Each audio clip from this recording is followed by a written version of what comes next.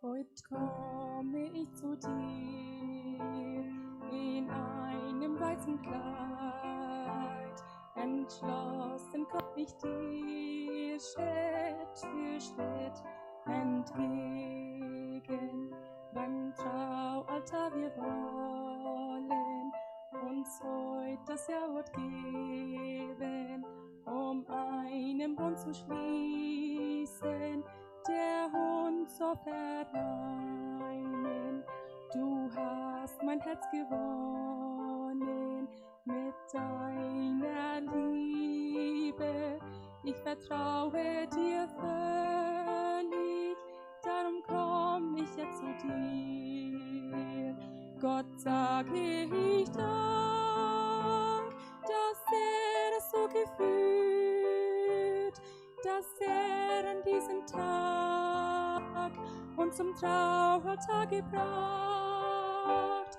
Gott sage ich Dank für den wunderbaren Plan, so zu führen auf dieselbe Bahn, wie es nur er kann. Gott sage ich Dank.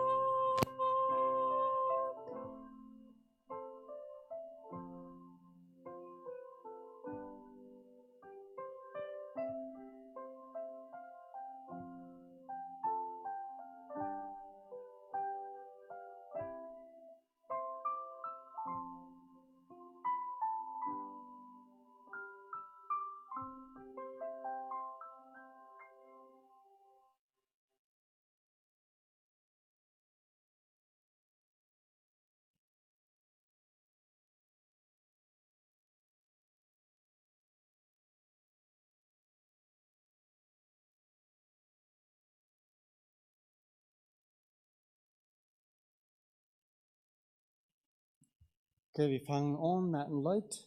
Der Sanglehrer, bitteschön. Und Leute mit ganzer Versammlung. Und nur dem die Begrüßung von Brigam Benjamin.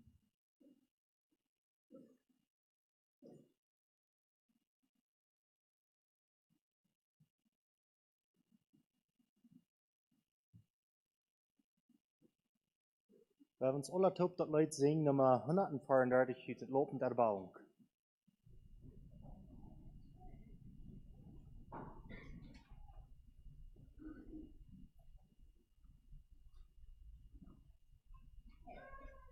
Nummer 134. Bis kort eine Bemerkung für Ausdruck, die du am Chor vielleicht kurz nachholen.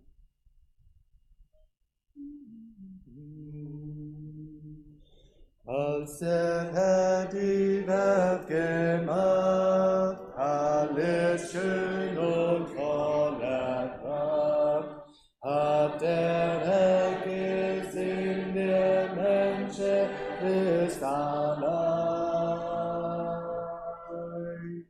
Voller Liebe hat gemacht und sie zu Adam gebracht, dass sie immer froh und glücklich sollten sein. Liebe scheinen in der neue Herz, dass ihr verbunden seid in der Welt. Gott gibt am Sohn und sind wir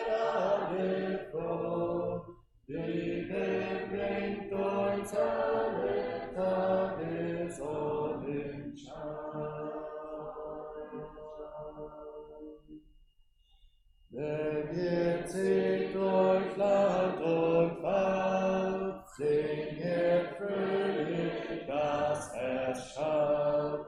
Wenn ihr geht in Liebe, ist der Weg nicht lang. Gott ist Liebe, wird nicht kalt und vergeht auch nicht bald. Darum übt die Liebe stets euer Leben lang. Liebe scheinen in euer Herz, dass ihr eng verbunden seht Himmelwärts. Gott liebt uns so, nun sind wir alle froh. Liebe bringt euch alle Tage Sonnenschein.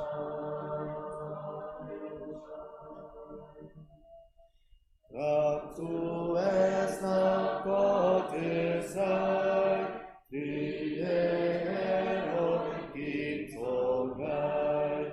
Bleibt stets in Gottes Nähe im Gebet. Das wenn Satan euch anfällt, er es sieht, wie ihr lebt. Darum schaut auf Gott, bis er euch dann ergeht. Liebe scheinen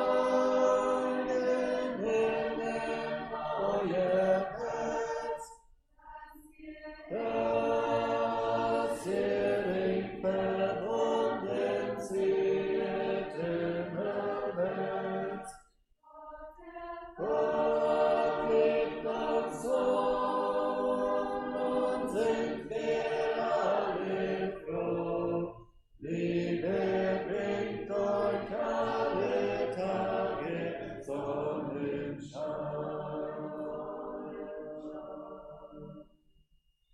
Wozu ich wünschen will, dass euch Gottes Liebe führt. Gott verlässt euch nie, er ist ja immer treu. Darum mutig nur voran, auf der schmalen Lebensbahn. Dann wird Gott euch bringen in zur ewigen Freude. Liebe scheinen in euer Herz, dass ihr eng verbunden seht Himmelwärts. Gott liebt uns so, drum sind wir alle froh. Liebe bringt euch alle Tage Sonnenschein.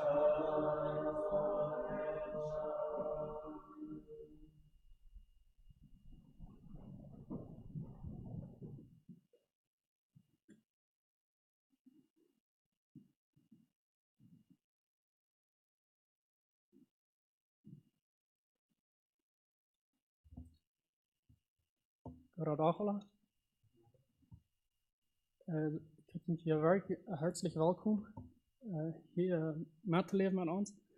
En ik bedank me ook voor al jullie wat je gebeten haben für uns. Ich bedanke mich besonders für. Wir brauchen das einfach. Und ich will sagen, wir sind besonders dankbar für, was wir erkennen, dass Gott alles erschaffen hat, er hat uns erschaffen und er hat die Erfahrung auch erschaffen, den Verbrauch En daar genoeg had voor ons dat het heeft ons laten zijn dat we kan zien Kenia zijn, dat we hem kunnen aannemen. Daar zijn we dankbaar voor. Ik wil een vers lezen uit Roma 11, 36. Dan van ihm en durch ihm en zu ihm sind alle Dinge. In zijn eure in eeuwigheid. Niet? Van hem kamp alles niet. Durch Gott kamp alles en van hem en einfach für hem. Niet? Epheser 1 vers 6 sagt, zu seiner Verherrlichung sage ich nicht, dass wir hem wollen verherrlichen, was immer wir tun. En dat is mijn wens ook niet, dat deze dag God wird kan verherrlicht worden. Durch diesen Tag auch durch unsere Ehe, wo wir uns auf Top gefierten, wo wir dann anfangen. Durch uns ganzes Leben wird verherrlicht worden. Nicht? Ja, wat zo weit. Vooruit nog hoop neemt om gebeden. Jezus, we komen je voor die bedanken, besonders voor deze dag, wat we kan hebben. We danken je wat u hast ons gemerkt, wat de Radung hast verbracht, wat u ons getragen hast. Die einfach kan die aannemen. Ik dank je besonders voor die grote genoeg. Wat je allemaal hast voor ons en wat je ons hast opgeführt en wat we kunnen naar hängen. En ik dank je ervoor. Du hast die eigen zaken, prijzen ervoor. Moest je weer durch diesen Tag verherrlicht worden en durch ons leven, Herr Jesus. Wirst du uns immer wahrer den Weg weisen en ons nur in die treten en hopen dat we in die verherrlichen. Ik bid ook voor jedem een wat je is, wat wordt met je zang tuin, maar met je woord. Wirst du die Gelegenheit geben, genug geben und hier mein Leben und vielen Dank dafür. Amen.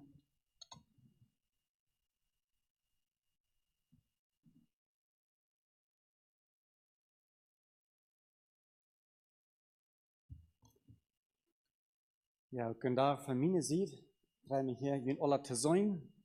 En nu van dit paar wat jullie hebben uitgeloot en de ouderen, wat enten met dit in je steden doen. Deswegen haben die gesagt, sie doen. En toen heb ik getoopt zijn. Mocht hier een kaart Boot in Spanisch mitteilen, in deze aanleiding, door de boodschap van de Patafia. Buenas tardes todos ustedes, bienvenidos acá a esta ceremonia, esta boda, este día especial de Benjamín y Judy. También para nosotros, a celebrar con ellos este día tan especial, lleno de gozo para ellos. Yo creo a veces están un poco nerviosos, pero aún así lo disfrutan. Y si no, pues después viendo las fotos, pues lo disfrutan, ¿verdad? También es bueno así. En esta apertura, en esta reflexión, quiero hablar un poco de un versículo que encontramos en Mateo 6:33. Nos dice así, la palabra, Cristo dice, mas buscad primeramente el reino de Dios y su justicia, y todas estas cosas os serán añadidas. Todas estas cosas. En el contexto leemos acá que estaba hablando de todo lo terrenal, lo material, lo que necesitamos para vivir, comer, qué vestir, dónde vivir y todo esto. Pero yo quisiera incluir acá también el matrimonio. Todo esto, el matrimonio. Si buscamos primeramente el reino de Dios, Él nos añadirá esto, también el matrimonio acá. Entonces hay un principio, hay una condición para que Dios nos dé todo y es buscar primeramente el reino de Dios y su justicia. Buscarle a Él, porque Él es el que nos redimió. Hay que buscarle, hay que aceptarlo, hay que arrepentirnos y hacer su voluntad. Y es allí donde Él nos dará el resto, lo que necesitamos. Pero hay una condición, rendirnos primero, porque allí, a partir de allí, cambian las cosas, lo que vamos a exigir, lo que vamos a necesitar y lo que realmente nos quiere dar.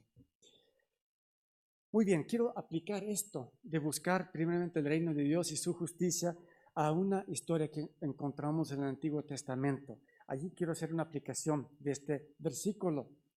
Hace ya muchos años, como unos 3000 años, allá en Asia había una muchachita, se llamaba Ruth, y Ruth significa amiga, entonces tiene un nombre muy bonito. Ella tenía piel morena, como todos en su pueblo, de ese color. Ella no iba a la escuela, más bien no tenían una educación formal, pero sus padres ya pronto, desde temprana edad, la iban a llevar allí al templo. Y allí la iban a presentar a un ídolo que tenían allí. Un ídolo nada atractivo, que tenía cabeza de toro. Allí donde la gente se postraba, postrándose y adorándole a ese ídolo. Entonces también en fiestas especiales, allí vio ella, esta niñita de unos 10 años aproximadamente, cómo sacrificaban allí a niños y a niñas como ella, y a menores todavía, y mucho peor, a bebés sacrificaban allí. Así era Moab, el país vecino, el pueblo vecino. Casa horrenda, que me imagino que debe haber llenado de temor a su corazón tan tierno que tenía a esa edad. Pero ella no conocía otra cosa, así era. Todos sus parientes así vivían. No conocían ellos el Dios de la Biblia y su voluntad para el hombre. Entonces quiero leer unos versículos acá del libro de Ruth. Hay un libro que narra esta historia de Ruth. Dice así los primeros 2 versículos. Aconteció en los días que gobernaban los jueces que hubo hambre en la tierra, y un varón de Belén de Judá fue a morar en los campos de Moab, él y su mujer y 2 hijos suyos. El nombre de aquel varón era Elimelech y el de su mujer Noemí, y los nombres de sus hijos eran Malón y Kelión, efrateos de Belén de Judá. Llegaron pues a los campos de Moab y se quedaron allí. Por hambre, llegaron allí, y esta pequeña Ruth del pueblo de Moab no había visto estos antes, pero un día estaban esos extranjeros allí en su pueblo. Un señor grande, su esposa y 2 hijos. Venían de Israel, el pueblo vecino. Conocía ella poco de estos, de la ciudad de Belén. Como dice acá, para no morirse de hambre, allí se fueron. No llovía en Israel. Esto era el primer cambio en la vida de Ruth. Vamos a hablar de los cambios en su vida. No conocía a los israelitas, pero empezó a notar diferencias acá con este pueblo, con los israelitas. Eran diferentes. Y una parte era los ídolos. No tenían ídolos, tenían supuestamente un Dios vivo que no había visto ella, pero un Dios vivo que adoraban. Entonces, aunque ellos, los israelitas allí, Elimelech era de desobediencia de que se fue del pueblo, quería Dios que le confiaran porque entonces iba a dejar a llover allí en su pueblo, pero se fueron. Y aún así, ellos creían en su Dios vivo que tenían.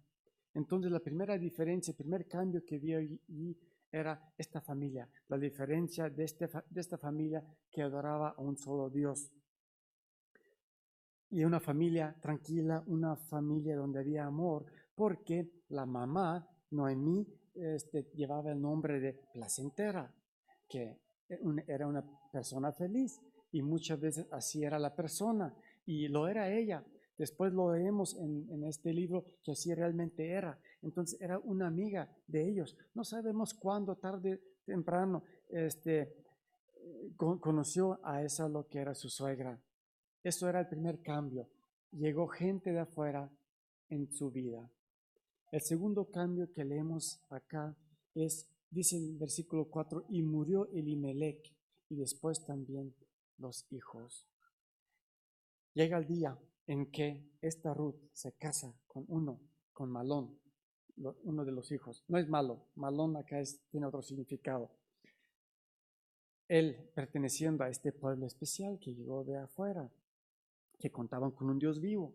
Pero este matrimonio, el suyo de Ruth y Malón, no duró por mucho tiempo.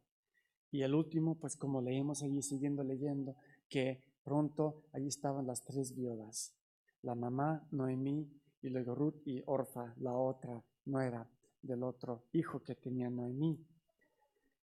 Ahora vemos acá que este cambio drástico que entró en la vida de esas 2 mujeres y también de Noemí, vemos allí cómo este cambio y cómo la influencia de esa familia cambió a esas 2 personas, a esas 2 muchachas que estaban acostumbradas a adorar a un ídolo, así sacrificando a humanos.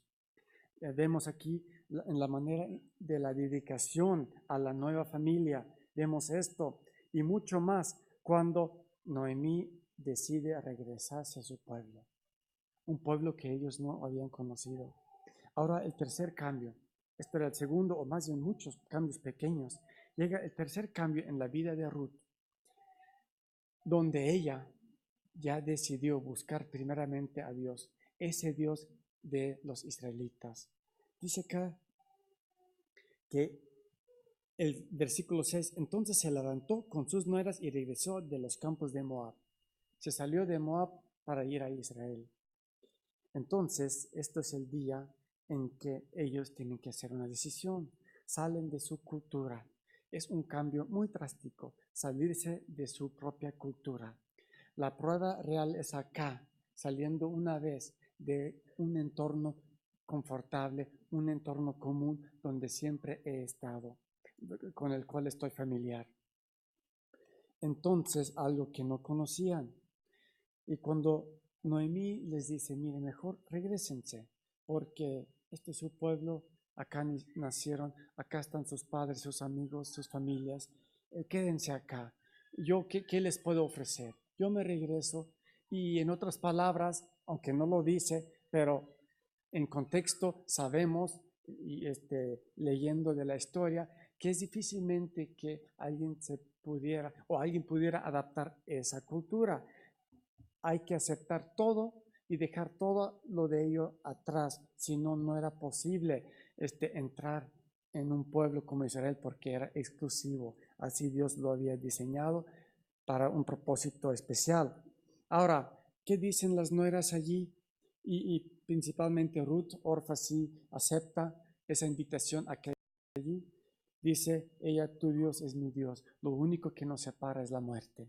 Con eso ya lo dijo todo y ella va con ella al nuevo país, a su pueblo, al pueblo que ella no conoce. Entonces vemos acá con cada paso en la fe que da esa mujer, esa nuera, la llevaba más cerca a Dios. Experiencias nuevas en donde ella ve y nosotros cuando hacemos esos pasos en fe, vemos a Dios manifestándose en nuestras vidas. Más le confiamos, más experimentamos con Él. Así es. Ahora el cuarto cambio, nuevo hogar, nuevo estilo de vida, nuevo trabajo, nuevas comidas. Todo era diferente.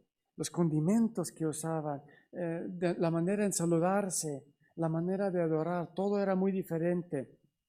Los contactos, las tiendas para las necesidades básicas y sobre todo lo que pudiera haber temido, como todos, era, ¿será aceptada ella en este pueblo monoteísta? Ellos tenían muchos dioses, muchos ídolos.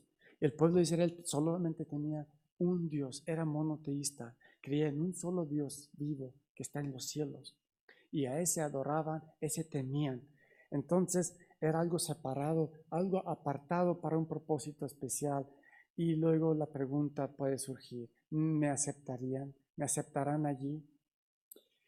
Aunque ella ya había aceptado ese Dios en su corazón, dice, tu Dios es mi Dios. Ya había hecho la decisión, pero convencer al pueblo que le aceptaran así, con su piel diferente y su cultura diferente y todo. Y aparte de esto, un trabajo, lograr ahí un trabajo y trabajar. Ahora, esto era el cuarto cambio. El quinto, seguimos y leemos allí en este libro. Trabaja responsablemente, llega a conocer el pariente de Noemí, un pariente cercano, y según su ley, pues ese pariente cercano se debería encargar y suplir lo necesario para Noemí y su familia. Tenía que comprar las tierras de ella y también casarse con Ruth. Y eso fue Boz, un dueño de las tierras que ella espigaba, como dice la Biblia, o pepenar en nuestro idioma hoy. Llegó a conocer este Señor, un Señor que temía al Dios vivo, un Señor respetado, ya más grande, aunque había otro que tenía el primer derecho de comprar las tierras y tomar como esposa a Ruth, pero él no quiso, dice que yo no puedo, no tengo el dinero para hacer esto. Ahora sí era él. Él lo aceptó de una manera muy interesante si lo leemos allí en el capítulo 3. Y ahora lo interesante allí es estos pasos de fe que hizo Ruth. Lo llevó a un matrimonio feliz, primeramente. A eso vamos. Pasos de fe que dan los jóvenes, que deberían hacer los jóvenes. Pasos en el Señor, pasos con el Señor, porque eso fue una decisión importante. La primera es, ¿qué voy a hacer con ese Dios vivo? Y aceptó a ese Dios como su Dios. Y eso lo llevó a un matrimonio feliz.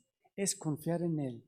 Dejar esto en manos de Dios, el matrimonio, para que Dios nos dé este matrimonio feliz. Igual por parte de vos, aunque no conocemos tanto de Él en este sentido. Ahora, esto era una bendición muy, muy especial, ¿verdad? La otra bendición era esta. Ella ahora pudiera ser la madre, el antecedente de Jesucristo. Primeramente del rey David, el primer rey de Israel, según la profecía. Saúl era antes, pero no de acuerdo a la profecía. Y luego ella entró en este linaje de David, el linaje de nuestro Señor y Salvador Jesucristo. Otra bendición muy especial. Ahora si leemos los antecedentes de Jesucristo, leemos acá de Ruth. Entró allí porque aceptó a este Dios. Nosotros podemos ser estos antecedentes, estos padres, en otras palabras, de otros cristianos dedicados al Señor, a su iglesia, a su palabra.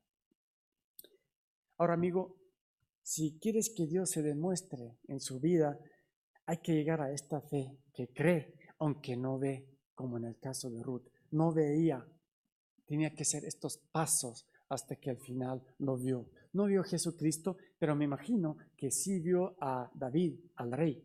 Si calculamos los números, puede ser que lo vio. No reinar probablemente, pero sí lo vio. Ahora, estos pasos hay que hacer una y otra vez, no solamente una vez.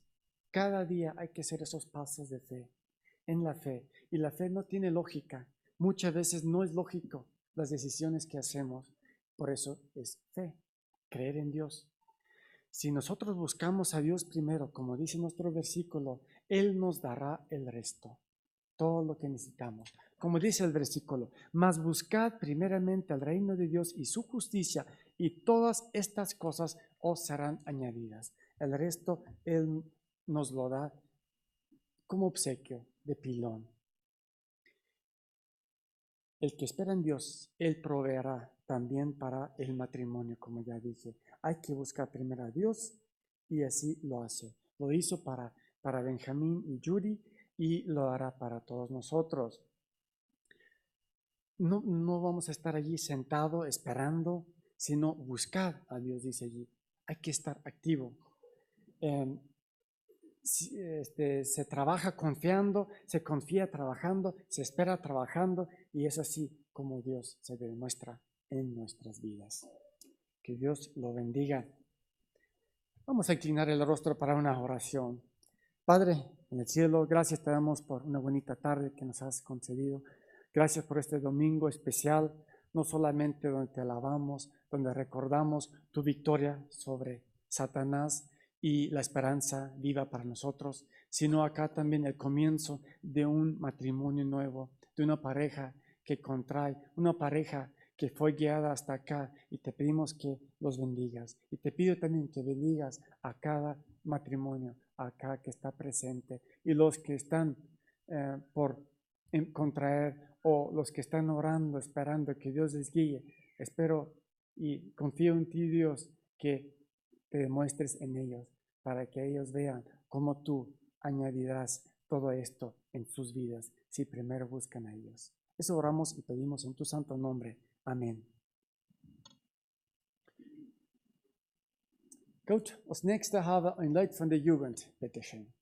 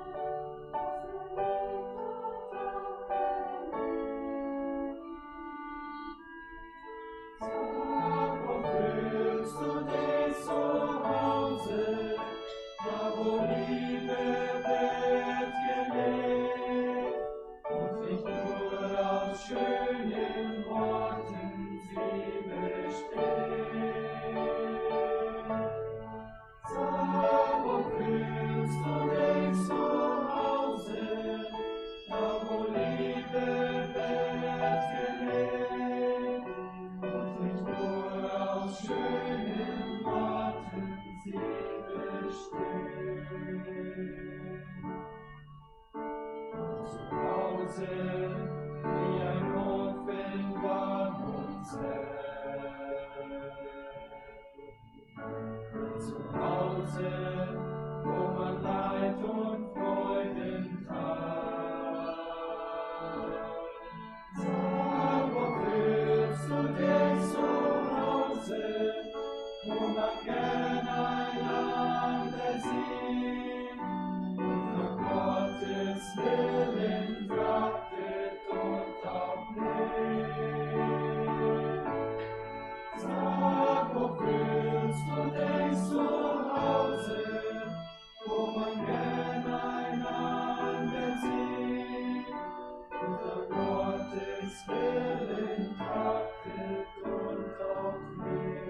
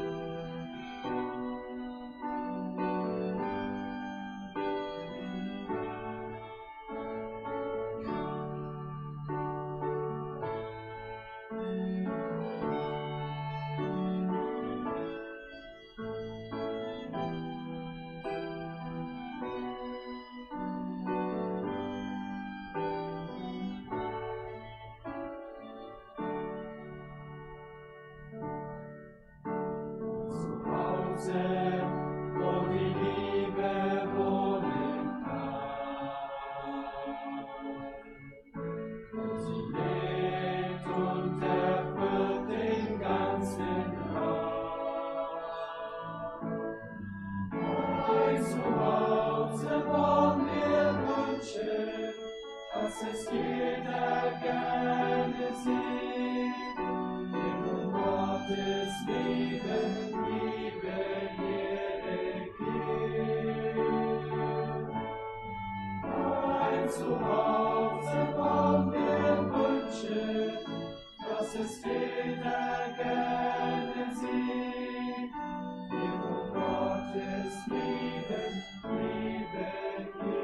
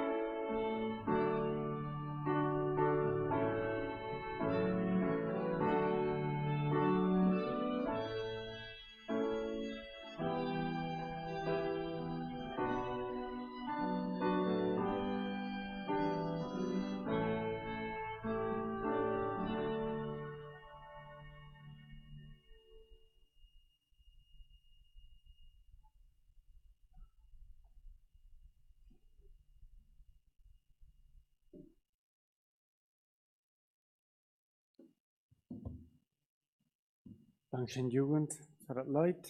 Sag, wo fühlst du dich zu Hause? Die Antwort wird, wo die Liebe regiert. Dime, ¿en dónde te sientes en casa? Y la respuesta era, en donde reina el amor. Okay, als nächste haben wir dann die Botschaft von Prediger Peter Fair. Bitte schön.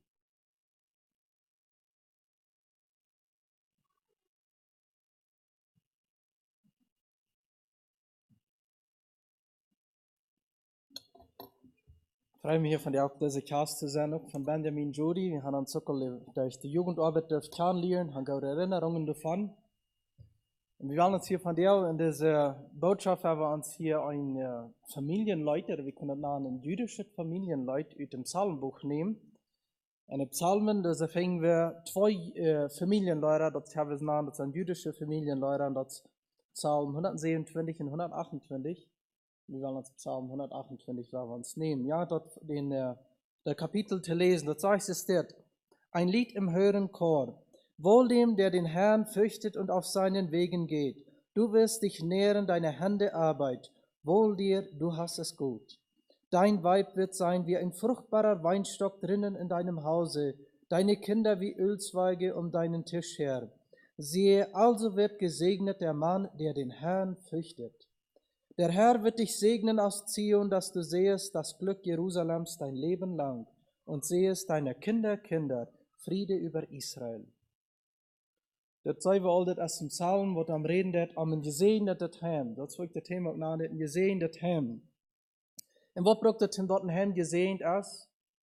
Ik wil hier 3 dingen uitnemen. En dat gaat eenmaal om de maan, dat gaat om de vrouw en dat gaat om de kinderen. En een gezegnet hem.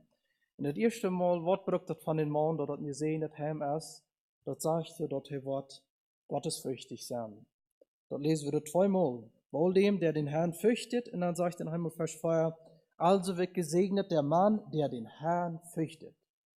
Ein gesegneten Heim, das braucht einmal dort, der Mann dem Herrn fürchten wird. Ganz vielleicht eine Frage, was meint Gottesfurcht? Was meint das? Wir können Furcht über 2 verschiedene Wege verstehen. Er kann 2 verschiedene Wege von Furcht geben. Eine Art von Furcht, das ist eine Angst, die uns gelähmt, die uns merkt, dass wir nicht weiter zu tun. Mal zum Beispiel, wir kommen am fremden Hafen ab und haben nicht gewusst, dass den großen Hund an der liegt. Und auf einmal steht der große Hund vor einem und bald im Ohren. Was hat man an der Angst? Man ist einfach so gefroren, es ist gelähmt. Man weiß nicht, was man nun tun soll. Das ist nicht die Sorge von Furcht, was wir sollen, weil wir sollen dem Herrn fürchten. Hat zum Beispiel der Mann an die Geschichte, was Jesus vertellen hat, was die ein Talent in ein Zentner gekriegt hat. Die eine hat die 5, der andere hat 2, und der eine hat die bis 1 gekriegt. Der eine hat gesagt, ich fürchtete mich. Er hat Furcht vor Gott. Durch seine Gottesfurcht hat er da bloß begruft, was er hat, und hat nichts mit getan. Das ist eine Sorte Angst, die uns anfriert, der uns merkt, dass wir nichts tun können. Das ist nicht die Sorte von Gottesfurcht, was das hier reden. Das Gegenteil. Der rechte Gottesfurcht, das ist eine Furcht, die uns am Reagieren merkt, die uns merkt, was tun. Zum Beispiel, wenn wir nicht aus Fahren mal eine Stab fahren, an unseren Karren beseitigen gehen, mit dem Karren machen, wenn wir den Karren so oben dann soll einmal das Pflichten oder so voll Fleisch ist, nicht? Die haben uns einfach eine Angst, was wird mit unseren Armen geben? Was tun wir dann? Sagen wir dann, bist du still, stufen wir dann still und checken, was das geben wird? No, das merken wir reagieren. Wir fahren Jaftigkeiten, wir fahren Pläne annehmen und dann sprayen wir den Stab und wir tun da was mit. Und ich denke an den Schächer um Tritz.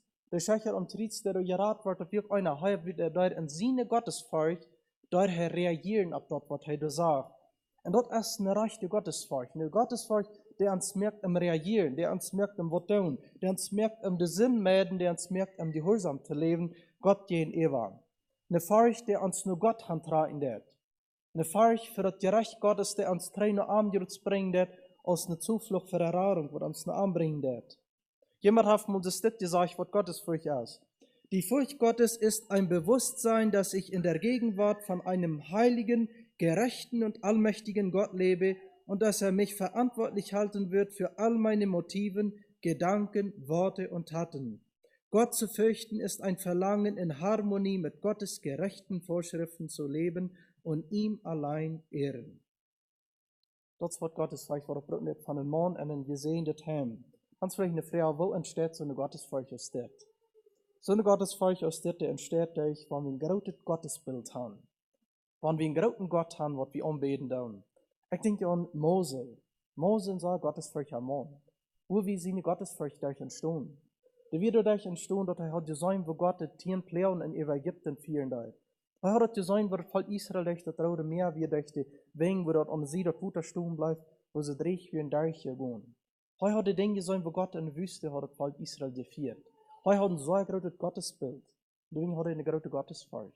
Dat geeft hem een grote eerfurcht voor God. Dat geeft hem een lief voor God. En dat geeft hem dat hij ook gehoorzaam zijn. En diesen Gott bewunderen daar. Ik denk aan Abraham. Abraham, der hat auch ein großes Gottesbild.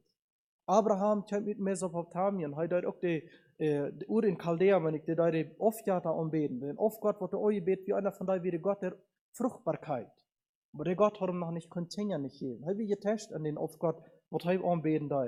Dann kommt auf einmal der wahre Gott und sagt ihm, ich will dich ein großes Volk merken. Und er hat so ein großes Gottesbild, dass er dort wird ging, und er reist ging durch die Wüste, und ging nach Kanaan. Durch die Wüste ist jedenfalls eine lange Reise, er merkt, und kommt nach Kanaan, wegen er hat ein großes Gottesbild. Er sagt, er glaubt an einen Gott, der eine Stadt gebaut hat, wo Gott der Bühmeister wird. Hij hat ein großes Gottesbild, wenn wir hier gottesfürchtig. Und so braucht es auch von uns ein großes Gottesbild. Dass wir Männer wollten, wer Gott ist. Dass wir Erkenntnis über Gott haben. Über sein Wort studieren. Wenn wir das Wort Gottes wollen lesen, dann wollen wir ein großes Gottesbild kriegen. Dann steht in der Gottesfurcht in uns. Ich denke auch an unsere Kinder dort sagen dann, dass wir als Väter, wir haben eine Gottesfurcht in uns. Das sollen unsere Kinder in uns sein. Indem auch, dass wir Erfahrungen mitteilen, was wir mit dem Herrn belebt haben. Das sollen die Kinder erkennen. Der Vater, der hat eine Gottesfurcht. Ich denke an Benjamin, als wir noch in der Jugend, ich denke, was ich mir von ihm erinnern darf, dass wir, wenn wir im Kranz saßen und spazieren, haben wir nicht ein Jungen, was voll von Dams, wie was leicht für Dams vertalen, er hat so erlegt, dass immer so, dass er wird erst eine Frau stellen, aus der Bibel, dann wir so hostig immer eine geistliche Vertal werden. Den Europa hat dass er nicht eine geistliche Vertal. Und zum ersten so, man erst will man wel über geistliche Unterholung führen, aber wo kann man denn nennen? Er hat immer den Wach, wo wir den Namen kommen, deuten. So ich hatte vertrauen, er wird ein Führer in den Mann sein, der seine Familie wird auch Gottesfurcht, im Vorbild mit Gottesfurcht sein, ihr Vertrauen, wovon Erfahrung er gemerkt hat, Gebetserhörungen in der Familie mitteilen. Unsere Wahrheit wird, was wir belebt haben, dass wir auch mitteilen. Dort sage ich uns 1. Petrus, auch, da sage ich auch, wir sagen Gott fürchten, einmal, wenn es für uns Schöpfer ist, und zweitens, wenn es für uns Gerat hat. Deswegen haben wir gesagt, Gott zu fürchten. Das ist ein Unterschied zwischen ungläubiger Mensch Gott fürchten wird. Das gibt ungläubige Menschen, die fürchten Gott auch. Ist ein Gläubiger Gott fürchten wird. Ein Weich von ungläubiger Gott fürchten wird, das ist der hat Respekt für Gott. Aber das meint so viel, der hat Angst für Gott, für sein Gerecht. Das ist mein Beispiel. Das ist ein paar Jahre drei, dann komme ich von Kanada, von Ontario, von einer Mana-Konferenz, dann, als wir über die Grenze fahren wollen, viermal einer über die Grenze, nach Detroit, in den Airport. Dann, als wir an die Grenze sind, dann fängt mein Passport nicht. Und dann muss ich da nehmen, in dem Monat, wo ich da antreffen darf, die behandeln mich so kurz, dass wenn ich den schlimmsten Verbrecher zu holen gekriegt habe. Und weit noch was sein, das wird bloß immer schlimmer und immer schlimmer. Ich hatte sie da holen, das wurde nicht das letzte sein, ich will mein Flight nach Spritz gehen. Aber jedenfalls, ich dann schließlich, ich da noch so viel reden, dass mir Leute frisch sehen, dann fange ich den danach. Natürlich noch einmal war ausgegründet dafür, dass ich den Passport nicht gefunden habe, aber schließlich komme ich dann vorn. Ich hatte so eine Angst für diesen Mann, ich will mir nicht für den zu sein. Ich habe einen großen Respekt für den Mann. Warum? Wenn ich habe eine große Autorität über mich. Heute würde mir sagen, dass ich ändere. Deswegen Respekt ich an so, ich habe eine Furcht für ihn. Aber ich habe so eine Furcht für den, ich will für den ganzen Tag verbraucht. Als ich bei der Airport kam, ich wusste mir mit alles so reich, ich hatte für alles Angst, da haben wir so verbraucht gemerkt. Dort ist eine Furcht, wo du, das hier schon sein, der merkt, dass er gut reagieren kann, da im verbraucht merken das. Aber dort ist deswegen eine Angst hat für jemanden, seine Autorität. Aber nun mal ein umgedrehtes Bild, wo eine rechte Furcht ist, dort ist, dort wie jemand ehren dann, ehrfürchtig für den sein. Ich denke an, als wir in Kanada waren, Rüm 1143, als ich dort zum Glauben gekommen bin, wie jung im Glauben, dann war da ein Mann, der war so meist 70 Jahre alt, und der kümmert sich dann an mich, dass er mir alle Hand aus der Bibel einmal erklären, deutlich merken, ich habe mir Bücher, das Lesematerial, was ich lesen kann, hat mir so im Glauben so zu Schreck gehalten. Und das ist ein Mann, den da ich so Respekt. Den würde ich sagen, ehrfürchtig würde ich für ihn gewasst sein. Aber woran? Wenn ich so Angst vor ihm habe, dann kein Fall nicht. Das wie ein Mann, der hat mal beklein, hat eine Kinderlähmung gehabt, der hat einen Arm, das wie bis knirrt ist ein Hüt, so habe ich ein behinderter Mann, körperlich kann sein. Ich habe nicht Angst vor ihm. Aber ich habe nicht Ehrfurcht vor ihm, erstlich mal für wer er wir, dass er ein geistlicher Mann wir, und zweitens, für was er für mich da. Und kriegt so soll wie Gott den ihr auch sein. Ein Ungläubiger, der hat Angst für Gott, für was er am tun kann, der kann nicht meine Hallen schmieden. Aber als Gläubige Kinder Gottes, da wir die Angst nicht für Gott haben. Aber wir sollen eine Ehrfurcht, eine Gottesfurcht für ihn haben, woran erstlich mal, wer er ist, dass er uns Schöpfer ist, und zweitens, was er für uns getan hat, dass er uns gerat hat, dort soll unsere Ehrfurcht für Gott sein. Deswegen sagt die Bibel auch, dass die Kinder sollen die Älteren, das sagt nicht, die sollen die Älteren respektieren. Das sagt, die sollen die Älteren ehren. Dort meint so viel, hochschätzen. Kriegst es wie aus gerade Kinder Gottes Gott hochschätzen, und so sollen Kinder auch die Älteren hochschätzen. Dann denke ich an uns Männer. Wir sollen auch den Respekt und die Ehrfurcht von den Kindern oder von der Familie uns gegenüber haben. Aber was kriegen wir dort? Benjamin ist auch schuldig, dass er ist verantwortlich dafür, dass seine Frau und seine Familie an Wort respekten, aber mehr als respekten, dass sie an wollen ehren, dass sie an wollen achten. Und mit was entsteht dort? dort gewöhnt man aus Mann, wo man selbst eine Gottesfurcht hat. Wenn die Vater der Mann im Haus eine Gottesfurcht hat, mit dort verdient sich, mit dort büht sich den Respekt und die Ehrfurcht von der Familie ab. Und das sagt hier ein Mann, der dem Herrn fürchten wird, dort haben wir gesegnet sein. Das sagt wirklich von Abraham. Abraham an seine Gottesfurcht, er hat den Respekt und die Ehrfurcht von Sarah. Das sagt seine Früh den Namen am Haar. Und wir sollen das von seinen sehen, Isaac, wird Taufe trügt Isaac zu sein Führer wir, wegen so haben Gottesfurcht im Führer. Wer wird hier bern zufrieden sein von den Jugendjungs, wann wird den Führer mal den Ohrberer schenken für jüdene Frühsegen? Ich glaube, hier wird kaum wer sein, was so eine gute Beziehung mit Führern sehen hat, dass die dort das Vertrauen wollen haben. Und Abraham und Isaac, der haben das Vertrauen. Wegen Abraham wie ein gottesfurchter Mann und Isaac, der hat den Respekt für ihn. Dazu ein Ding, unsere Familie soll von uns Führer, von uns Männer sein, wir sind gottesfürchtig. Das ist die ein Ding von gesegnet haben. Zweitens, als das hier von der Früh. Was sagt das hier von der Früh? In der Früh, die soll ein edler Charakter haben. Was sagt hier von der Früh? Dein Weib wird sein wie ein fruchtbarer Weinstock drinnen in deinem Hause. Ein fruchtbarer Weinstock. Von was redet der Weinstock? Wie wollen das Leute in Gedicht? Da redet eine Bildersprache. Und was wie ein Weinstock? Ein Weinstock in Israel, das wie ein Symbol für Lucho, für Luxus, für Reichtum und für Kostbarkeit. Gott beschreibt das Land Kanaan auch ein Land voll Weinstocke. Da meint so kostbar, so luxus aus das Land wird sein. So wer eine Früh im Haus hat, der hat ein anderer wie, der hat was du luxus ist, ein Lucho am Heim bin. Der hat was Kostbares am Heim. Der hat ein Reichtum am Heim bin. Das sagt Sprüche 18, finde ich auch, wer eine Ehefrau findet, der findet etwas Gutes und kann guter Dinge sein im Herrn. Ein Weinstock, als Wort, Jesus sagt auch von sich selbst, dass er der Weinstock ist, dort meint so viel, heißt der, wo das Leben geben wird. So, wenn der früh hier im Haus auch der Weinstock ist, dort meint so viel, so ist der, wo das Leben am Haus bringen wird. Aber das sage ich nicht bloß, dass er ein Weinstock ist, das sage ich, er ist ein fruchtbarer Weinstock. So, was meint das, wenn er von einem fruchtbarer Weinstock redet? Dann redet von dem Charakter, was er früh hat. Ein fruchtbringender Charakter. Ein fruchtbringender Weinstock. Liebe, Freude, Friede, Geduld, Freundlichkeit, Gütigkeit, Glaube, Sanftmut, Keuschheit. Haben wir nur gedacht, die Welt ist voll von Schmacke Frühs. Das hat ja viele schöne Frühs in der Welt. Aber am Heim mit einer Früh, die einen edler Charakter hat, dort nannte die Bibel hier, dort ist es ein Lucho, dort ist es ein Reichtum am Heim. Dort sagt Sprüche eindeutig, verstehen auch, wem ein tugendsam Weib beschert ist, die ist viel edler denn die köstlichsten Perlen. Eine Früh mit einem edler Charakter, die wird hier mit einer Perle verglichen. Lein Perlen sich alle wegen Raum, das ist genug von der Jagd. Die sind nur wenig, die sind knapp.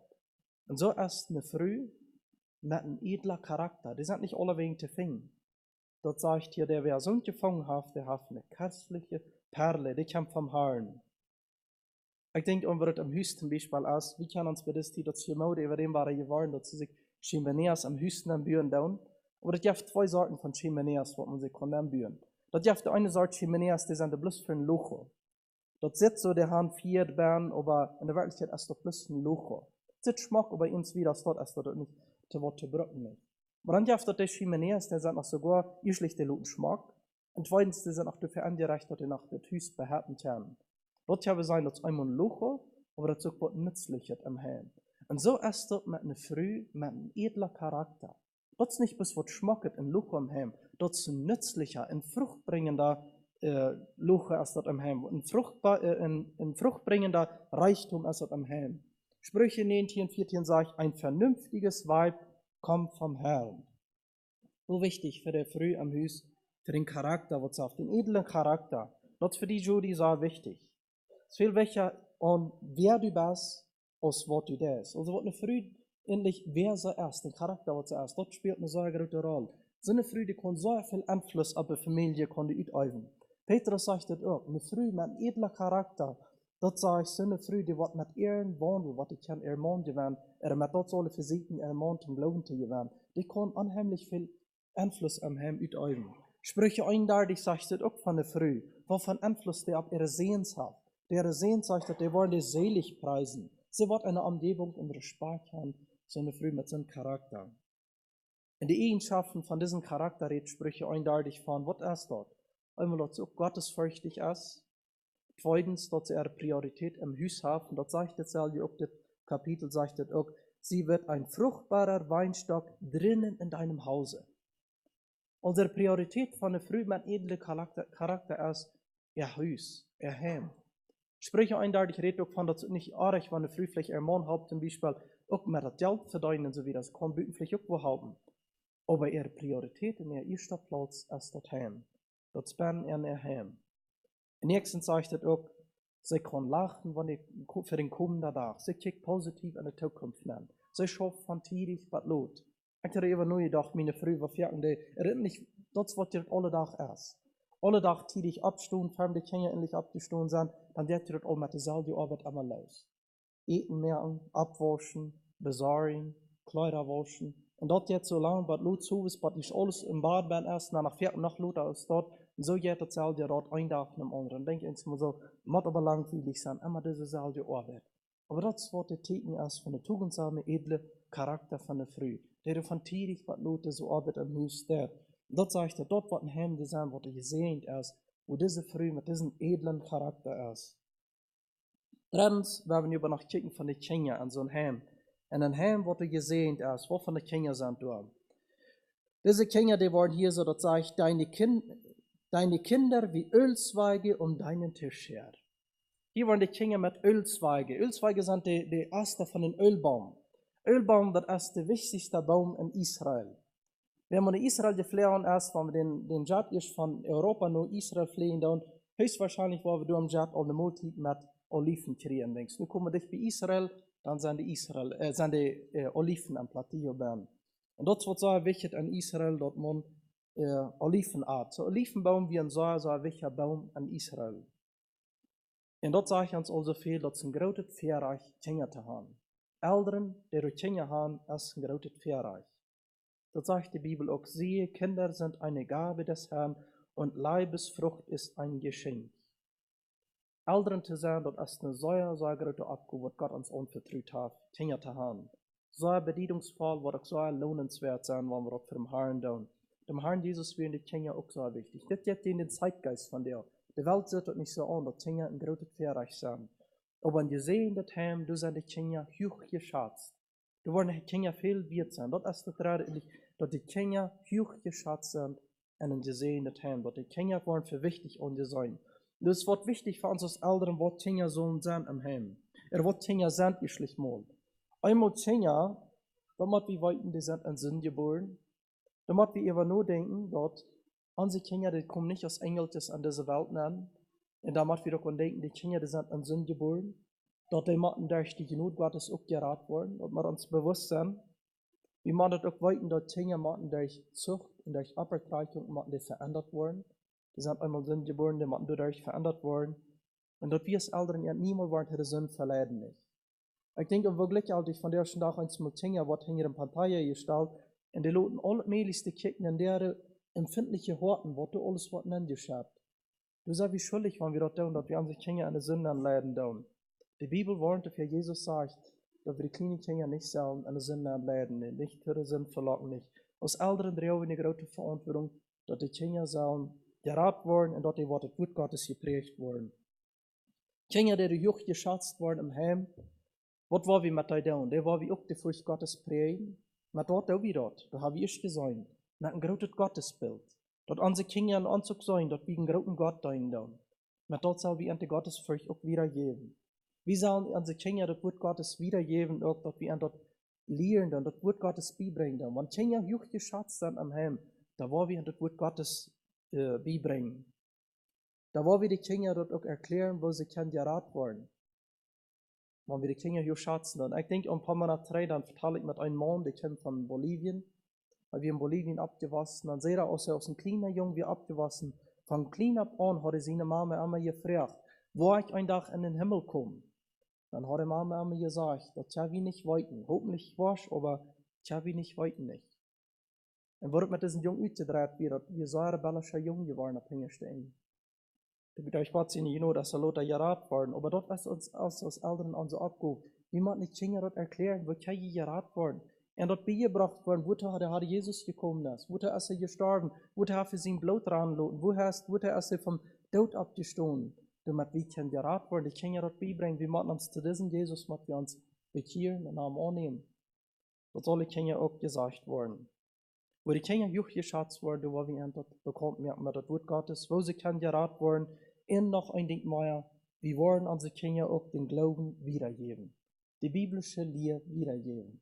Und leider ist das so hier für sein, aber so viel Eltern und so viel Gemeindes für sein werden. Ich las kurz eine Geschichte, jemand vertellt mir das auch, dort im Zweiten Weltkrieg, oder nur im Zweiten Weltkrieg, in Deutschland, dort Wilhelm Busch, ich weiß nicht, wer von Ihnen alle von Wilhelm Busch gehört hat, haben wir ein Prediger, was besonders so sich am Jugend kämmern dort, und heute mit seinem Bruder Taub, sie haben viele Jugendtage geplant.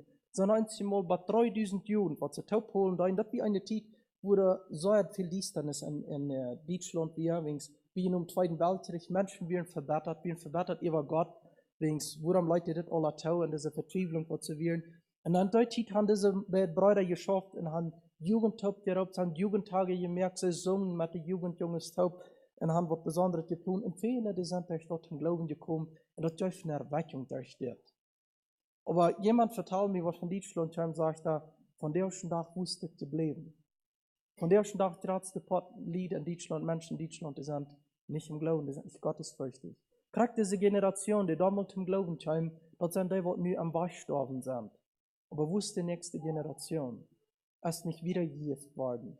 Und leider so ist das so fern. Wir als Eltern, wie versagen, und dort wir die Kinder den Glauben wiedergeben. Und dann sehen die Themen, wo wir die Kinder hochschätzen wollen, da wollen wir den Glauben wiedergeben. Da wollen wir wieder planten, was uns gegeben ist, wollen, das geben wir auch wieder. Und wenn wir dort wollen, die Kinder das wiedergeben, die Kinder wollen sich besonders entwickeln können, eine besondere Gaben. Ich denke an den Olivenbaum, das sage ich hier so, das sind wie Ölzweige. Ein Olivenbaum, der ist sehr Potenzial, der hat sehr viel, sehr viele Dinge nützlich. Ich mal von einem Olivenbaum kommen Nahrung nehmen, der gibt Nahrung. Dort kommen 4 merken, dort von das Öl wird 4 gemerkt. Von dort dürfte alle ein Schmier, was man sich anschmieren kann. Dort dürfte Medizin, was von dort gemerkt wird. Säub, Reinigungsmittel wird von dort gemerkt. Dort wird auch im Tempel gebraucht für die Zeremonien. Dort wird gebraucht zum Handel treiben. Ein Olivenbaum, ein Olivenbaum wie ein sehr potenzieller Baum, wo sehr viel rauskommen können. Und so waren die Kinder hier verglichen. Also dort heute so viel, Kinder, die in gesehene christliche Themen abwachsen, so eine Kinder, die können sehr nützlich in ihr Leben wollen. Ich denke, wir haben nur, ich will nicht hier mal beobachtet haben. Wenn jemand sich bekehrt, der all in den Hecheret aller ist, das ist nur sagen, dass die Not Gottes. Wunderschön, wenn so ein Mensch sich bekehrt. Aber haben wir eben nur gedacht, dass so eine Person lang nicht so weit kommen wird in sein Leben, die kann seine Gaben auch lang nicht so weit entwickeln, nicht aus so einer, die sie an christlichen Themen abgewaschen ist, jung sich bekehrt hat und auf jung auch kann seine Gaben entwickeln, wofür wieder so eine Person kommen wird. Ich denke an Timotheus in der Bibel.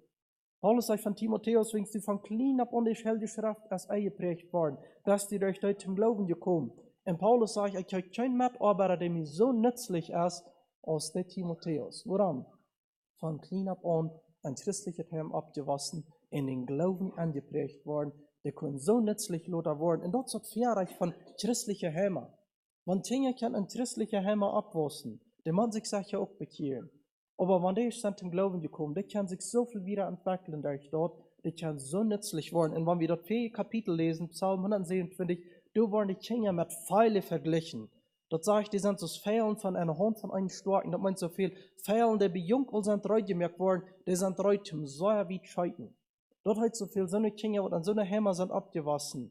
Die wollen Luther kennen, sehr nützlich in ihr Leben wollen. Ich denke, wenn ich Bücher lesen, da lehre ich Bücher, dann denke ich mir so, man, der Schreiber, wo ist denn unser Beruf? Wo habt ihr das alle her? Da wollen wir checken, wird das nur das Zeugnis, dann meint man, dass das sind die Weihnachtssohne, haben sich jung bekehrt, jung für den Herrn in der Arbeit gewaschen, christliche Heim abgewaschen, und die sind so weit in ihr Leben gekommen.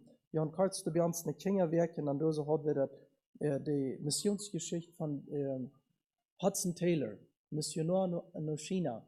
Dann haben wir dort, wo er so ein junges Alter das Verlangen hat, Missionar zu werden, wo er sich bekehrt, wo er sich reitmerken Leute taucht, was er erregt hat an der Mission, das ist zum Staunen.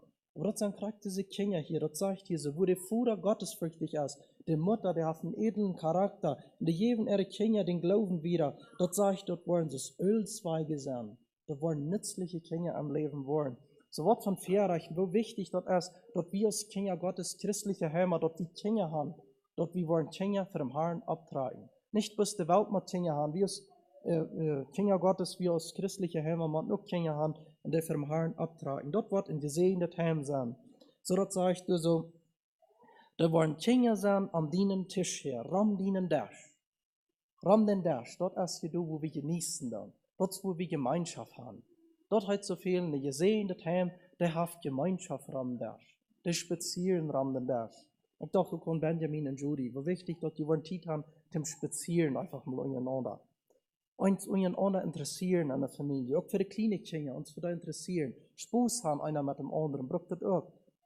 Dass wir uns untereinander nicht weiter und am Heim. Ram Dash sagen, nicht untereinander weiter mit unserer Rede, der Redkamp wird uns untereinander weiter. Aus Familie uns untereinander vergeben. Da wo wir am Dash sagen, gesehen sind. Braucht nochmal, dass wir uns als Familie an einen anderen einmal anpfoten dann. Wir hatten, weil das Fern befrieren viel zu viel sein, dass man sich anpfoten, der nun befrieren viel zu wenig. Soll nun befrieren sein, auch mit den Kindern, wenn es nochmal anpfoten dann. Uns untereinander loben, ehren, hochschätzen, nicht bloß respektieren. Ich schaue dir, respektieren ist bloß, wenn ich für den anderen Angst habe. Aber wenn ich den anderen ehren, da hat man so viel, ich schätze den anderen hoch. So ist es ein gesehenes Heim. Mochte der Herr Ihnen dort schenken. Amen.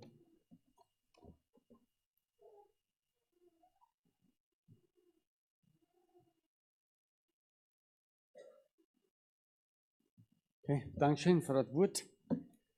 Das nächste haben wir dann ein Lied von der Freund von Judy. So, es ist Unity, wir haben das dann aus. Bitte schön.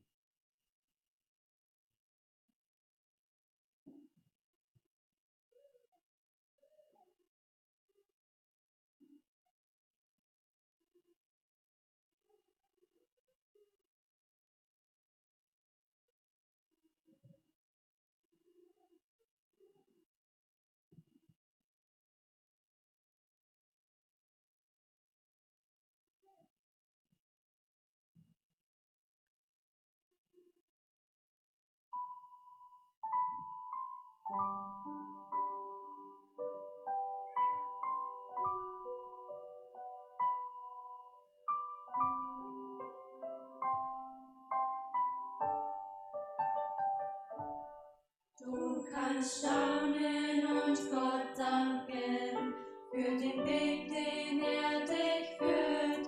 Heute heißt es Abschied nehmen von der schönen Jugendzeit. Eine Frau nach Gottes Willen, das willst du ab heute sein. Gott sei dir dabei ein Helfer, eine Burg in Schwierigkeit. Abschied heißt nichts verlieren, Abschied heißt nur zu gehen. Abschied heißt nicht zu vergessen, die Erinnerung bleibt bestehen. Abschied heißt nichts verlieren, Abschied heißt nur zu gehen. Abschied heißt nicht zu vergessen, sondern froh in die Zukunft sehen. Wir erlebten viel gemeinsam, war es Freude oder Leid. Jetzt beim Abschied muss ich sagen, Gott sei Dank für diese Zeit. Ich will dir auch Danke sagen für die Hilfe jederzeit. Hast mich nie im Stich gelassen, alles schafften wir zu zweit. Abschied heißt nichts verlieren, Abschied heißt nur zu gehen. Abschied heißt nicht zu vergessen, die Erinnerung bleibt bestehen. Abschied heißt nichts verlieren, Abschied heißt nur zu gehen. Abschied heißt nicht zu vergessen, sondern froh in die Zukunft sehen.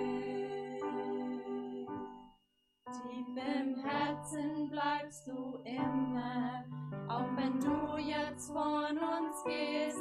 Die Erinnerung schwindet nimmer, wenn du heut mit Ben aufgehst. Nur wenn ihr dem Herrn vertrauet, der euch diese Liebe schenkt und auf ihn den Führer schauet, dann er wunderbar euch lenkt. Abschied heißt nichts verlieren, Abschied heißt nur zu gehen. Abschied heißt nichts zu vergessen, die Erinnerung bleibt bestehen. Abschied heißt nichts verlieren, Abschied heißt nur zu gehen. Abschied heißt nichts zu vergessen, sondern froh in die Zukunft sehen.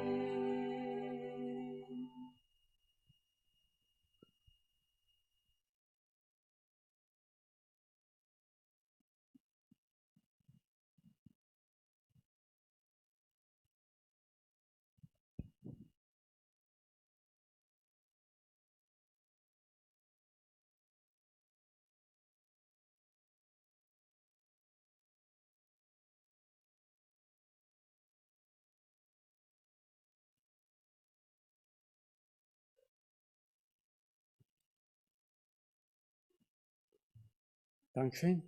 Hat das Leid. Gut, wir sind wieder gekommen, was an dem Punkt, wo sie eigentlich haben wollen, von der noch, und das zurzeit kann einfahren.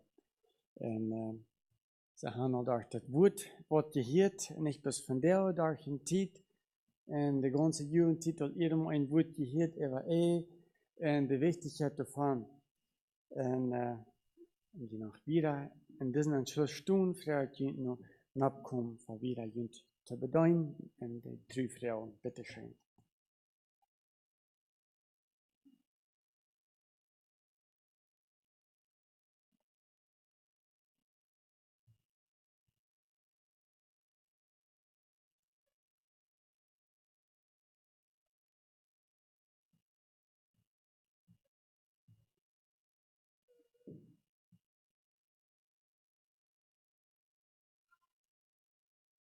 Ja, mit ihrer Gegenwart und Abtreten, sei noch das Gespräch merken wollen, für das ganze Leben. Und hier sind dort vergessen die Versammlung, in der Kirche Jesu ist. Die erste zwei Frauen, die Bettstahl, Regeln und Brüt.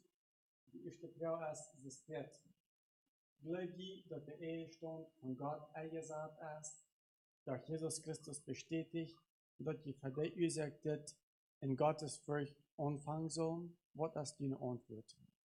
Ja. Ja. Die zweite Frau, sei je freie Person, frei von einem Versprechen, eine andere Person, irgendeine Person gegenüber? Was ist deine Antwort? Ja. Ja. Bei der Versammlung, diese Geschwister, die haben für Gott und uns Jesu von der gesagt, dass sie freie Personen sind. Die Gemeinde kann sich nicht tollen, dort andere Personen unseren Standort gehen. Aber unser kann das war hier wieder bedeutet worden, nur verlangt. Wir sind bewichtigt dort ist, dort wir immer waren betenden, was ein paar aus das, was diesen wichtigen Schritt merken, das für das Leben. Wir wollten auch, was für eine große Verantwortung, was für eine Pflichten durch eine Ehe hineinkommen, sondern Stellworte so all Band sind. Und weil der sagt, weil wir auch den, der die Ehe eingesagt hat, und noch immer war flehen. Und auch der wird auch die Guven gehabt, durch die Frauen, dort wird auch das Paar glücklich merken. Und ich sehe in der Ehe zu haben, wodurch auch die Gemeinde kann, wieder gebüht worden. Und dort sehen, können sie dort mit entkommen. Ich werde die Versammlung von Gebet nur abstimmen. Bitte schön. Aber Hauptneigen.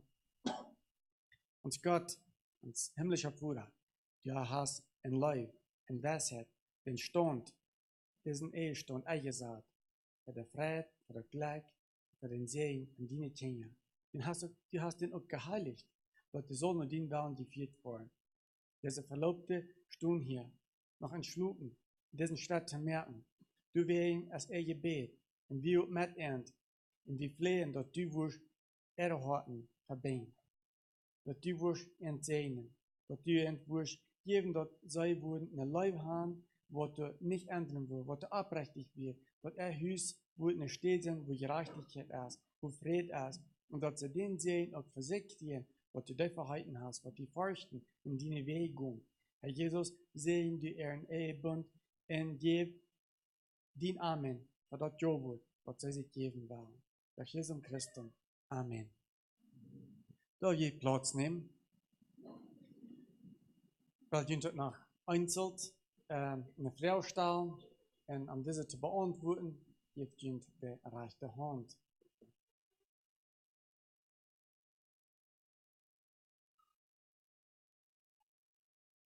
Die erste Frau an den Brigum, Benjamin, bist du reut, Judy, was die besieht für die Stadt, aus deiner Ehefrau zu nehmen, für das Leben? Was ist deine Antwort?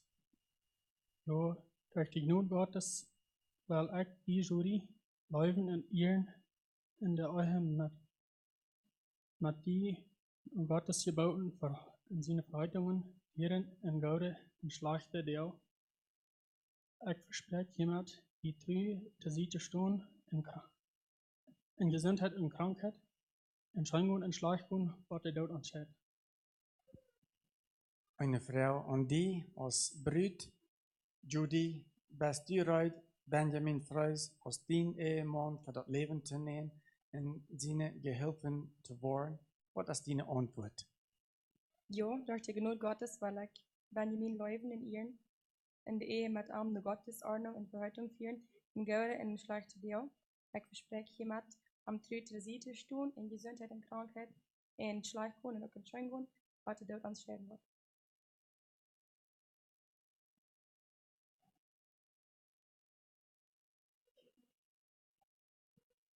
Noch eine weitere Frau an die Brigum. Ist die Verantwortung bewusst, dass du die mit deiner Frau für die Gemeinde holen darfst, dass du den Heim auf Christus gründen darfst, in deiner Familie in der Stadt von christlicher Gemeinschaft luten wirst und sein kann? Was ist deine Antwort? Ja, Was eine Bestätigung für ihr Versprechen, was sie sich gegenseitig gemerkt haben, wofür wir auch Zeugen sind, weil ich den Ehesegen mitgeben. Bitte fragt die Versammlung noch das Hauptneigen. Und Gott, und der Gott von Abraham, Isaac und Jakob, mochte er mit uns sein. Dass er jene Horten wird verbinden, mit einem Bund von Leib und von Frieden. Dass er uns sehen wird in tägliche Dinge, aber über alles in himmlische Güter. Dass sein Segen sich wird ausbreiten, über jünd, so aus der Welt. Dass die jün Leben würden verbringen in Leib, in Frieden, in Einigkeit. Mocht Gott dort in seine große Leib geben, und in seine große Fürsorge, durch Jesus Christus. Amen. Mit dit bestätigt ich jün ehrliche Versprechen im Namen von Führer, vom Sehen, vom Helden Jesus aus antramlich. Wegen, was Gott geführt hat, soll der Mensch nicht scheiden. In Matthäus 19 saß, und ich sage nicht mal zwei, sondern eins. Und mocht Gott geben, dass jeder noch wurden eines Geistes sein, wie Johannes 17. Und dass der Friede Gottes wird in dein Hort wohnen. Dass das wahre Glück von der Kinder Gottes in dein Haus wird blieben und niemals verweiten. Dass der Herr auch deine Sohn in Schild wird sein und zahlen für den Tag mit dich und auch dein sehr großer Lohn in 1. Mose 10. Amen. Dann werden wir nun übergehen für das Einheitssymbol und in Gesang wird über dem Wort sein.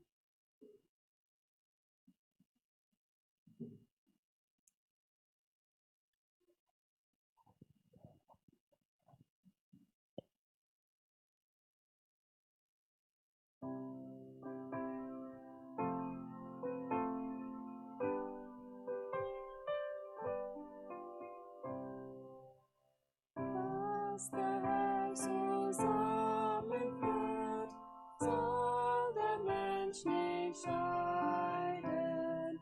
Ihr seid nur nicht mehr zwei,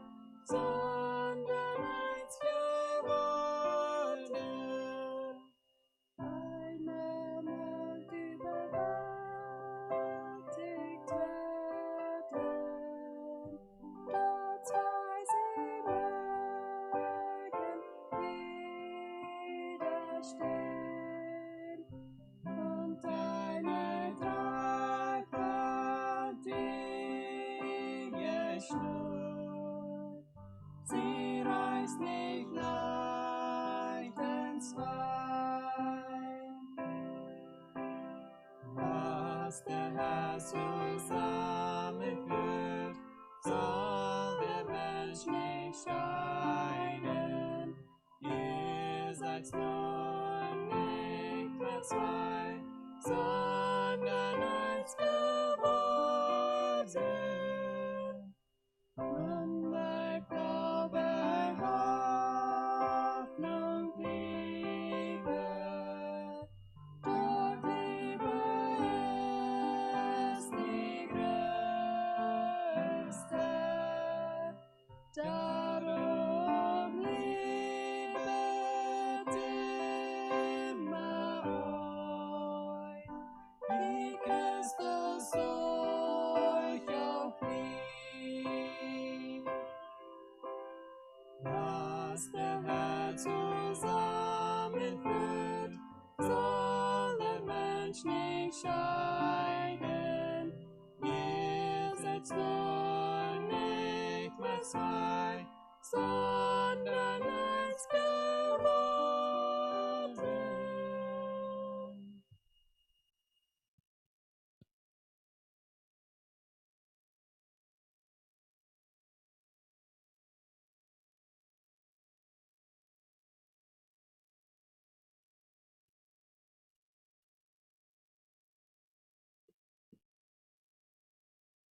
Okay, mocht het jonge paar Lied hier so nu verstellen. Benjamin en Judy Freusen. So mochte haar en zegnen. Goed, zo wie het hier zo. En het nächste wordt het jonge paar Rückung. En wie blijven nog zaten, wat we kan Schluss merken en wat bekommt merken so wieder.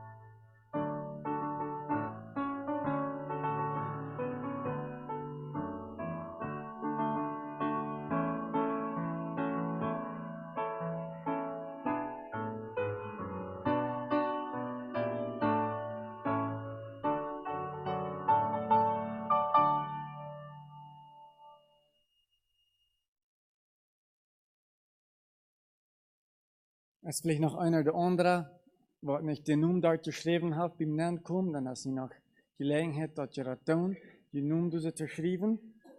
Und von anderer Seite, dass der junge Paar darf je begrüßen, dort beim Gymnasium. Sie haben die Freude, mit all den Top anzuladen, durch so für eine Multit, durch im Gymnasium, so all die hat sich eingeladen für eine Multit, bis hier immer vom Hafrauf und bis den nächsten Uitweg, 105. Bis voets nap en dan daar zu een gymnasium en door zo ter der wat dan naar het ziet ziet als door zo gouverneur doordat we het jonge paar begrüßen dat heen gymnasium en de ushers worden hier zo weer aanwezig zum Rückung. Todos invitados a una comida, un convivio allá en el gimnasio al fondo. Bajamos acá, la siguiente entrada, número 105, al fondo, ahí está el gimnasio, invitados a una cena. Goed, voor we Rückung, dann mag ich noch einmal, dass wir uns das Hauptmagen fahren sehen. Es Götter Gott, uns vor dem Himmel, wir danken dir für dein Wort, für dein Leben, das Wort, Herr, was uns das ewige Leben gegeben hat, Herr, was du so uns hast können verändern. Ich danke dir, dass du einmal trübes en hals, dat de Heerstand zit, sie wird gut aus dir in Mux, von der ist er nach gut und wir können so vieren, wir können uns mitfreien mit anderen. Hab Dank dafür und sehen wieder diesen Abend, diese Gemeinschaft wird wieder Wort sein. Amen. Wir wollen den Ausschuss wieder anwesend zum Rückkommen, bitteschön.